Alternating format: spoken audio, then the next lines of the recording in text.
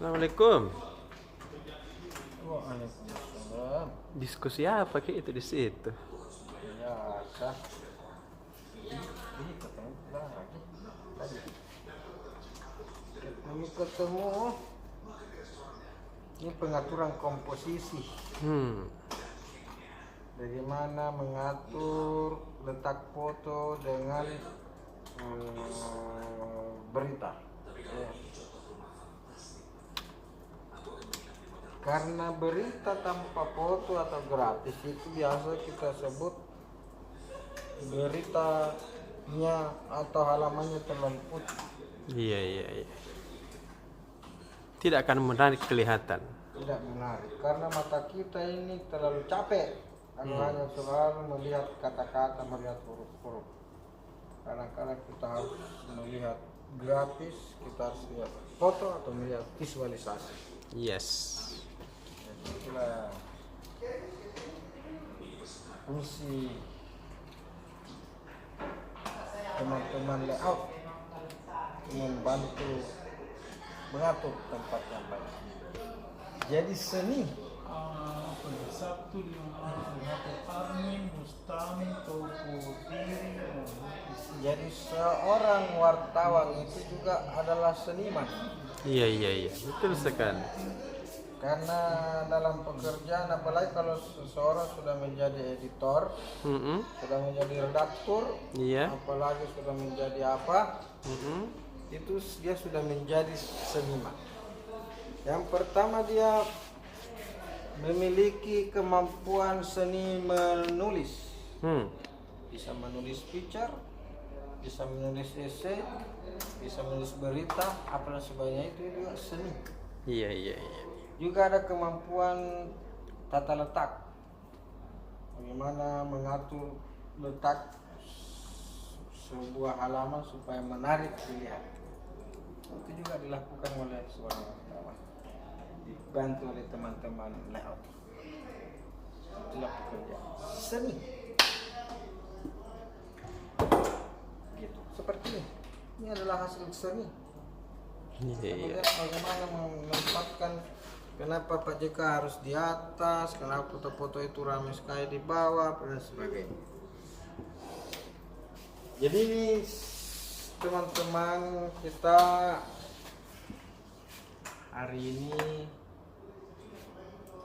menurunkan di edisi ke-5 di bulan ketiga tahun 2022 ini. Kemarin sudah dilakukan pembukaan musyawarah besar Ikatan Keluarga Alumni Universitas Hasanuddin dan dibuka langsung oleh Pak Yusuf Kalla pada sekitar pukul 8 atau pukul 9 pagi. Kemudian setelah sholat Jumat, jadi setelah seremoni pembukaan, ruang sidang disterilkan dan panitia kemudian melakukan penyemprotan disinfektan setelah pembukaan. Semua peserta diminta keluar untuk sekaligus melaksanakan salat Jumat dan ruangan disemprot disinfektan. Sebelumnya peserta yang akan masuk di ruangan di PowerPoint by Seraton itu harus di PCR dulu, tes antigen, bisa masuk ke ruangan. Jadi panitia benar-benar menerapkan protokol kesehatan dan dipantau oleh Satgas Hunter Covid pemerintah Kota Makassar. Jadi setelah salat Jumat dan setelah ruangan dipastikan sudah steril dari virus, karena sudah disinfektan, Pak Yusuf Kalla kembali lagi ke hotel untuk menyampaikan laporan pertanggungjawaban LPJ. Dan sekaligus Pak Yusuf Kalla pamit sebagai Ketua IKA Unhas yang telah beliau jabat selama 25 tahun lebih. Pak Yusuf Kalla sendiri lupa bilang, saya sudah tahu sejak tahun berapa saya jadi Ketua IKA. Dia sudah 25 tahun lebih. Dan dia bilang saya tidak pernah dipilih. Karena saya hanya selalu ditunjuk, diminta. Jadi selama, kata Pak JK, sudah 25 tahun saya diminta maka mulai sekarang saya tidak mau lagi. Saya menolak. Iya, iya, iya. Saya sudah saatnya saya menolak untuk dicalonkan lagi.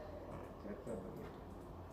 Jadi akhirnya disepakatilah bahwa akan dilakukan pemilihan ketua umum IKA-UNHAS, dan itu diagendakan berlangsung pada hari Sabtu tanggal 5 Maret sore ini. Jadi hari ini saya kira merupakan agenda yang paling krusial dalam Mubes IKA-UNHAS, yaitu pemilihan ketua umum IKA-UNHAS. Jadi ya kira-kira ada 2 calon kuat sampai saat ini. Ada Pak Haidar Akarim. Haidar Akarim. Beliau siapa? Ketua IKATEK. Ikatek. IKA Fakultas Teknik UNHAS. Dia juga Direktur Utama PT Nindya Karya, Ya, ya, ya, ya. kontraktor BUMN terbesar nasional. Kontraktor BUMN terbesar di Indonesia saat ini. Ada juga Pak Dr. Andi Amran Sulaiman, mantan Menteri Pertanian, alumni Fakultas Pertanian UNHAS, juga disebut-sebut calon terkuat. Dan saya kira karena juga sebenarnya sempat disebut-sebut Pak Menteri Pertanian sekarang Pak Syahrul Yassin Limpo, tapi hingga tadi malam Pak Syahrul tidak muncul-muncul di arena Mubes, sehingga beliau tidak bisa didaftar sebagai calon karena tidak hadir di Mubes, tidak mendaftarkan dia atau tidak terregistrasi sebagai peserta Mubes. Karena syaratnya harus hadir ya? Harus hadir, tidak bisa dipilih absentia, harus dipilih tidak hadir di lokasi. Jadi hampir pasti akan bersaing adalah Haidar Karim dan Andi Amran Sulaiman. Tadi malam sekitar pukul 23 waktu Indonesia Tengah, kami menerima telepon dari pendukung Haidar Akarim yang menyatakan bahwa Haidar Akarim tidak akan pernah mundur sebagai calon ketua IKA-UNHAS. Ya tahu, Bos. Karena menurut informasi dari yang menelpon tadi malam itu, bahwa sudah diisukan di arena Mubes bahwa Haidar Karim mengundurkan diri. Jadi ada isu yang beredar bahwa Haidar Karim mengundurkan diri setelah bertemu Andi Amran Sulaiman. Kemarin kan setelah pembukaan, bahkan sejak tadi malam saya kira di Malam Ramatama di rumahnya Pak JK di Jalan Haji Bau itu, sejak Kamis malam itu kan dipertemukan ini Pak Haidar Karim dengan Andi Amran Sulaiman oleh Sekjen IKA-UNHAS Husain Abdullah. Setelah pertemuan itu kemarin sore beredar foto-foto pertemuan, diisukan juga bahwa Haidar sudah mengalah, mundur sebagai calon ketua. Nah itulah yang dipertegas tadi oleh pendukungnya bahwa Pak Haidar Karim tidak mundur dan akan tetap maju untuk bersaing secara sehat dengan siapapun itu menjadi calon ketua, menjadi ketua umum IKA-UNHAS periode 2022-2027. Dia bilang tidak masuk akal kalau kami disuka mundur. Iya tahu. Karena IKATEK itu adalah pemilik suara terbesar dalam Mubes IKA-UNHAS. Mereka punya 12 suara. Yang lain itu seperti Fisipol, seperti hukum, seperti ekonomi, pertanian, kira itu hanya 9 suara. Nah, seperti Fakultas Ilmu Budaya, kedokteran, FKM, itu 7 suara. Ada juga 5 suara seperti kedokteran gigi, keperawatan, dan seterusnya. Jadi ada 3 ada yang punya 12 suara itu Fakultas Teknik, ada yang punya 9 suara, ada yang punya 7 suara, ada yang punya 5 suara, dan ada 3 suara. Itu berdasarkan jumlah alumni. Jadi Fakultas STEM yang paling banyak suara. Dan itu akan kita lihat bahwa apakah hari ini sudah ada pengganti JK, the next JK di Kaunhas. Iya. Kita akan tunggu laporannya Tribun Timur edisi hari Minggu tanggal 6 Maret 2022. Yes. Kalau tidak sabar makin tunggu cetak, baca makin di tribuntimur.com Iya deh. atau di Facebook Tribun Timur Iya. atau di YouTube Tribun Timur. Karena di situ kita update setiap saat dan kita akan siarkan langsung momen-momen terpenting dari arena Mubas Kaunas di Facebook Tribun Timur. Luar biasa deh. Lebih cepat ke. Kemarin pembukaan non-stop. Iya deh. Wih, 2 reporter kita turunkan langsung di lokasi. Bergantian melakukan siaran langsung. Sehingga tidak ada satu momen penting pun yang terlewatkan. Di mana Karena itulah mata lokal menjangkau Indonesia. Bela. Kapan? Udah. Dah.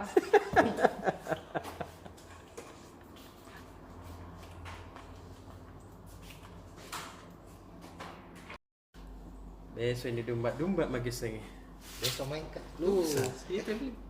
Besok tahu hari Sabtu Iya. hari Minggu main lagi. Sem. Pekan ke-29. Berarti sudah lawan PSIS pekan ke-29, sisa 5 pertandingan lagi. Jadi ini laga 6 terakhir yang akan dimainkan oleh PSM. Apa sih? Apa nih? Jadi kalau mau lolos dari degradasi, Iya. 6 pertandingan ini harus menang. Menang minimal 2 pertandingan lah. Seri yang lainnya. Seri yang lainnya jangan ada kalah. Iya. Nah, lolos itu insya Allah. Iya. Tapi untuk bisa menang ini kan agak berat-berat sedikit ini. Lawannya ini di pekan 29 Semarang. Semarang itu di papan tengah dengan skema dengan skuad yang cukup bagus juga. Iya. Terus PSM juga lagi dihantui persoalan tidak pernah menang 7 pertandingan. 6 pertandingan tidak pernah cetak gol. Iya. Dan apa yang harus dilakukan? Yakni yang paling pertama rombak lini depan. Betul. Itu nih kenapa kita angkat itu tuh. Ini pemain-pemain lini depan ini minus gol-gol toh. Iya. Nah, ada beberapa opsi. Baca Miki besok di halaman PSM ini ada beberapa opsinya ini. Opsi untuk lini serangnya PSM bisa pakai skema tetap 4-3-3 yang kayak sekarang tuh yang selalu dipakai, 1 striker tunggal. Iya. Ditopang 2 penyerang sayap. Terus ada bisa skema 4-4-2 pakai 2 striker. Yes. Atau kalau mau menyerang total bisa pakai 3-5-2. 5 gelandang 2 striker. Opsinya itu bisa pasang Ferdinand, banyak sih sebenarnya strikernya di PSM. Iya. Bisa aja yang bisa cetak gol, ada Ferdinand, ada Saldi, ada Ilham Udin, ada Priska Womsiwor yang sementara lagi bagus-bagusnya juga. Iya. Tapi kita lihat saja bagaimana skema yang akan diterapkan oleh Joggal. Yang paling penting adalah cetak gol dan menang, itu dulu. Iya, itu mau dulu. Mau siapa terserah. Terserah mau siapa striker sembarang. Iya. Begitu. Kemudian Untuk halaman kota. PSM. Halaman kota ini mulai besok. Bukan besok Tribuners, hari Minggu. Tanggal 8 hari Minggu kah? Tanggal 8. 7. Tanggal berapa ya? 4. 5 hari Sabtu. 6. 6. Cucu, Dik. 7. Tanggal 6. 6. Tanggal 6 hari Minggu, seluruh pedagang di Kanrerong Karebosi itu dipindahkan Kemana? ke 14 kecamatan, disebar-sebar Ki. Ide. Ada 209 pedagang dipindahkan. Jadi bagaimana Mitri sana dengan gerobaknya yang dadat? Masih ada gerobaknya di sana, Tapi bakalan dibuatkan gerobak baru. jadi nanti kosong semua pedagang di sana. Kosong, dikosongkan karena mau Ki diperbaiki, direvitalisasi. Nah, ini programnya Pak Dani ini bersama Ibu Fatmawati kan memang mau merevitalisasi kawasan Karebosi, Iya. termasuk juga Kanrerong itu supaya lebih cantik lagi, supaya lebih banyak lagi orang yang bisa berkunjung menikmati apakah di sana itu banyak penjual es kelapa juga saya lihat tuh. Kalau olahraga sore orang di Karebosi bisa bikin minum es kelapa, tapi untuk sementara ditiadakan dulu. Sampai berapa lama tahu ah? Belum tiada ini sampai berapa lama, tapi dikosongkan dulu bulan ini, bulan depan dimulai perbaikannya. Semoga secepatnya bisa kembali lagi Tapi tanami saja untuk 209 pedagang ini yang dipindahkan sudah ditentukan di titiknya. Kalau di Kecamatan Rapocin itu di sekitaran lapangan Emiselan Hertasning situ ada bakal bisa rame juga di situ ya, banyak orang olahraga. Gitu, terus harus ada berita dari Pak Kakanwil, mantan Kakanwil Kemenkumham Pak Harun Sulianto tadi berkunjung ke Tribun Timur tadi sebelum dia terbang ke Palembang karena pindah nih. Jadi Kakanwil di Sumatera apa itu Palembang? Sumatera Selatan. Karena dia menghargai Tribun, ya ini kan teman Iya, sebelum meninggalkan Makassar, Sulawesi Selatan pamit dulu. Sudah menyelesaikan tugasnya dengan baik di Sulawesi Selatan. Begitu. Yes, kampus kau dong. Halaman kampus, halaman komunitas dia ada Komunitas tadi. mau iya. Halaman komunitas pemerintah Kota Makassar tadi meresmikan apa namanya tadi tuh? Balai Baruga Adiaksa RJ. Ini Baruga ini ada di Jalan Sultan Hasanuddin. Fungsinya adalah sebagai ruang untuk menyelesaikan konflik warga Kota Makassar. Jadi kalau ada yang berkonflik tidak perlu lagi ke pengadilan untuk disidang. Baru kami saja. Diselesaikannya di situ. Jadi ada beberapa perkara yang bisa ditangani di situ. Yang pertama perkara soal itu orang-orang yang berkonflik toh. Iya. Nah, tidak perlu yang belum melapor ke pihak kepolisian. Kalau misalnya ada tetangga sama kan biasa begitu tetangga sama tetangga berkonflik gara-gara apa ketumai gara-gara pagar kah apa kata jangan ayam jangan ke kantor polisi ke situ selesaikan dulu itu yang pertama. Yang kedua kasus di bawah 5 tahun misalnya sudah P21 pengadilan bisa diselesaikan di situ dengan kasus ancaman hukuman di bawah 5 tahun dan syaratnya itu adalah tersangka atau pelaku yang baru untuk pertama kalinya terlibat kasus begitu. Dugaan kasus itu bisa juga diselesaikan di situ. Intinya ini untuk menyelesaikan konflik supaya tidak ada orang yang dihukum langsung, bisa diselesaikan dengan cara baik-baik. Kalau bisa diatur damai. Kalau bisa diatur damai, kenapa harus bersih tegang begitu? Betul sekali. Sama ada berita dari Universitas Bosowa, ada sekitar 26 mahasiswanya tadi dilepas menuju ke 18 kalau bukan 16 perusahaan badan usaha milik negara magang di situ. Oh, betul. Jadi Bagus. Oke. Itu materi benar. oke deh Kakak Pian. Dah.